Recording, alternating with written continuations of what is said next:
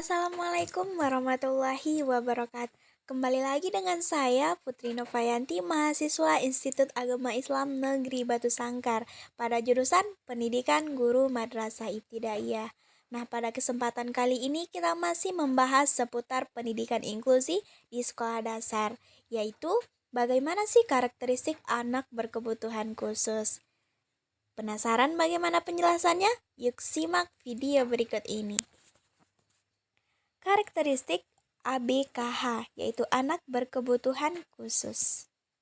Karakteristik ABK terbagi menjadi beberapa macam, yaitu yang pertama, sulit berkomunikasi.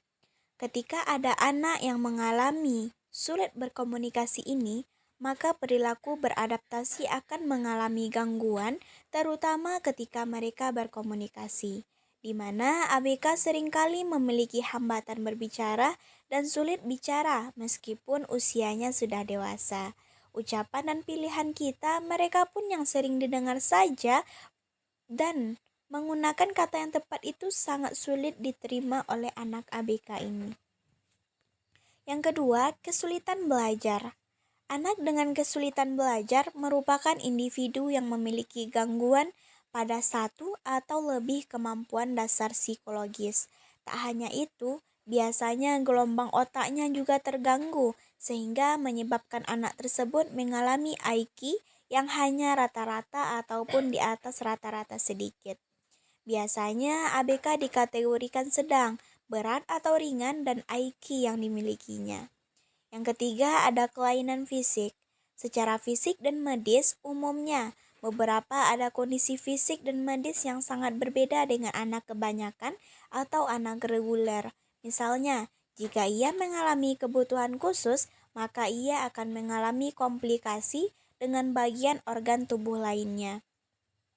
Hal ini sering terjadi mengingat anak-anak tersebut sering terjadi karena kurang sempurnanya pembelajaran ketika kehamilan, kelainan fisik, bisa cacat fisik, bisa juga sakit dalam bentuk komplikasi. Yang keempat yaitu bersikap membangkang. Jangan heran jika anak-anak berkebutuhan khusus ini sering membangkang. Cara menghilangkan sifat egois pada anak saja sulit, apalagi pada anak berkebutuhan khusus yang sulit membedakan bahaya atau tidak. Salah satu dan tidak ada lain sebagainya. Penyebab kenakalan anak sangat banyak terjadi, namun untuk anak ABK itu sudah menjadi ciri khasnya mereka memiliki sikap pembangkang. Yang kelima yaitu emosional. Emosional anak-anak ABK bukan hanya temperamen dan mudah murah dan mudah marah, melainkan terjadi hal lainnya. Jika dilihat secara emosional, mereka seringkali terperosok dalam kondisi kesepian, depresi, dan juga hal-hal layaknya putus asa, merasa sendiri dan kesal pada orang lain tanpa sebab. Jika moodnya sedang buruk, disinilah peran keluarga dan orang tua untuk bisa mengendalikannya. Peran keluarga dalam pendidikan anak berkebutuhan khusus ini harus lebih ekstra lagi dan lebih mementingkan bagaimana cara mengatasi emosional pada anak berkebutuhan khusus ini. Yang keenam yaitu sulit menulis atau membaca. Kenapa? Karena untuk beberapa kasus anak ABK ada yang sulit mengekspresikan pikiran mereka dengan tulisan dan tidak membaca. Sulit memegang ballpoint ataupun pensil yang digunakan dengan benar. Caranya memegang alat tulis seringkali terlalu dekat, bahkan hampir menempel dengan kertas, dan seringkali mengalami masalah ketika membaca buku atau tulisan. Ini merupakan contoh anak yang berkebutuhan khusus dengan ciri-ciri disleksia. Yang ketujuh yaitu tidak mengerti arah.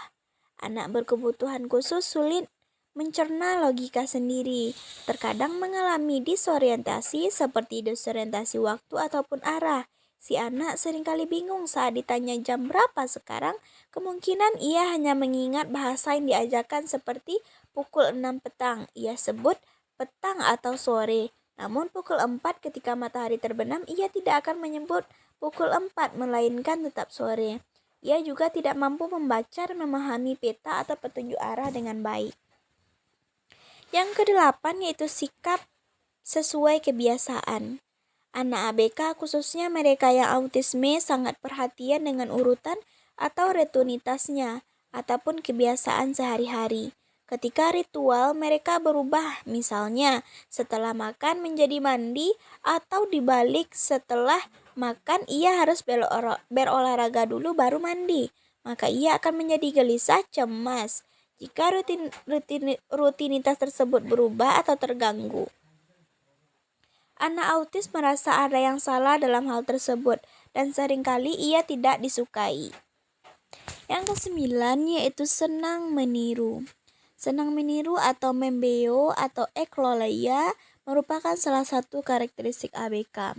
Psikologi abnormal menjelaskan bahwa banyak sekali ciri-ciri yang bisa dimengerti atau dipahami oleh orang tua untuk bisa menilai apakah anaknya mengalami ABK atau tidak. Nah, salah satunya adalah meniru. Semua anak memang senang meniru, namun ada beberapa anak ABK yang bila senang meniru dapat hafal bentuk kata-kata atau nyanyian tersebut tanpa mengerti artinya. Ia tidak tahu apa yang dinyanyikan atau dibicarakan, selama ia suka dan ingat maka ia akan terus melakukannya.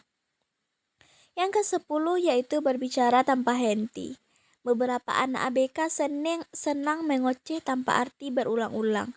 Akan bahaya jadinya jika pembicaraan ini termasuk ke dalam bahasa yang tidak boleh diucapkan atau dilarang. Karena anak-anak seperti ini seringkali membantah dan tidak mau menuruti perintah larangan. Ada juga yang menggunakan bahasa yang tidak dapat dimengerti orang lain. Bicara tidak dipakai untuk alat berkomunikasi, namun untuk kepuasan mereka. Yang ke-11 yaitu bertindak gugup. Ketika anak berkebutuhan khusus merasa cemas, maka ia akan melakukan perbuatan-perbuatan aneh, sama halnya seperti orang normal. Hanya saja mereka lebih random, seperti gerakan pada mulut, seperti menyodot jari dan juga gigit jari dan menjulurkan lidah. Gerakan aneh di sekitaran hidung seperti mencukil hidung, mengusap-ngusap atau menghisutkan hidung yang sering menyebabkan rasa gugup mereka dianggap bisa hilang. Yang ke-12, iri pada orang lain. Anak berkebutuhan khusus masih berpikir dan berperasaan layaknya anak balita. Sikap iri hati yang selalu merasa kurang senang ketika orang lain senang atau mendapatkan sesuatu yang menguntungkan. Terutama jika hal tersebut adalah hal yang ia sukai, maka anak ini sebagai orang lain akan dikejar oleh dia tanpa ampun. Yang ke-13 yaitu sensitivitas tinggi. Sensi, mereka memang tidak mengerti apa yang Anda bicarakan atau perintah umum yang tidak bisa mereka jalankan. Namun ABK bisa menjadi sangat sensitif atau tidak sensitif sama sekali terhadap hal-hal yang merangsang seperti sentuhan, cahaya, atau suara. Misalnya tidak menyukai suara keras atau hanya merespon ketika suara yang sangat keras. Disebut juga gangguan integrasi sensorik. Ada juga bahkan yang merasa terganggu jika temannya hanya tepuk tangan. Itu karena sensitivitas yang tinggi. Yang ke-14 yaitu triggered tanpa alasan. Menangis, marah, tertawa, atau tertawa tanpa alasan yang diketahui atau pada waktu yang salah merupakan langganan anak-anak berkebutuhan khusus. Mereka sulit mengendalikan emosi sehingga mengeluarkan begitu saja ekspresi yang seharusnya tidak digunakan, seperti halnya marah tanpa alasan, tidak jelas, mood yang buruk yang akhirnya mempengaruhi semua dan lainnya. Yang ke-15 yaitu introvert. Ketika lingkungan yang menyenangkan dan memanjakan didapatkan oleh anak ABK, yang ada mereka akan merasa nyaman dan tidak berkembang dengan baik. Mereka dapat terpengaruh sehingga terjadi ketidakmampuan dalam penyelesaian mental dan emosi. Selain itu, ada beberapa anak ABK yang memang menunjukkan kondisi yang lebih neutrik. Misalnya saja, ia mengalami masalah ketika berada lingkungan ramai atau banyak orang asing dan bisa jadi ia menjadi orang dengan sifat introvert. Yang ke-16 yaitu berprasangka. Anak berkebutuhan khusus memang tidak bisa berpikir rumit, namun mereka bisa berprasangka. Beberapa dari mereka suka menafsirkan secara negatif. Adanya rasa cemburu dan prasangka karena tidak diperlakukan dengan adil, sehingga memicu kemarahan rondo mereka yang tidak diprediksi dan kurang mampu dalam mengendalikan emosinya. Padahal bisa jadi itu hanya prediksi mereka saja atau prasangka mereka saja. Yang ke-17 yaitu melukai diri sendiri. Kenapa anak-anak berkebutuhan khusus harus ditemani? Karena mereka tidak mengerti mana bahaya atau tidak bahaya.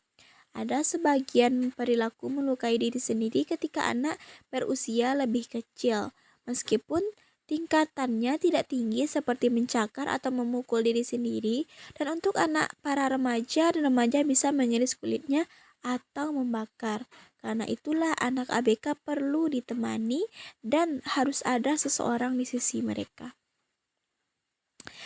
Oke, itulah penjelasan saya terkait dengan materi karakteristik anak berkebutuhan khusus. Semoga dapat bermanfaat bagi kita semua. Jika salah itu datangnya dari saya, dan jika kebenaran itu datangnya dari Allah Subhanahu wa taala. Wabillahi taufik wal hidayah. Terima kasih. Wassalamualaikum warahmatullahi wabarakatuh.